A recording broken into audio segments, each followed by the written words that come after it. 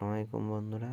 আজকে গেছিলাম শ্রীমঙ্গল আলিয়াছড়া খাসিয়াপুঞ্জিতে, যেখানে খাসিয়ারা বসবাস করে।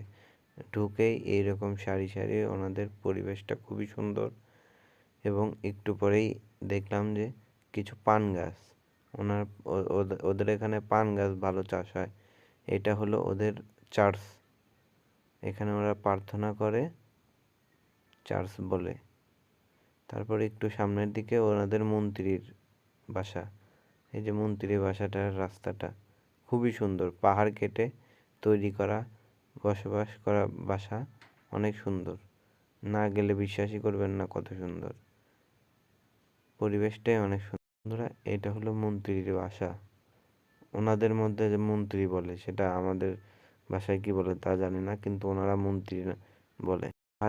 একদম পাহাড়ের উপরে টিলা, দেখলেই খুবই সুন্দর দেখতে।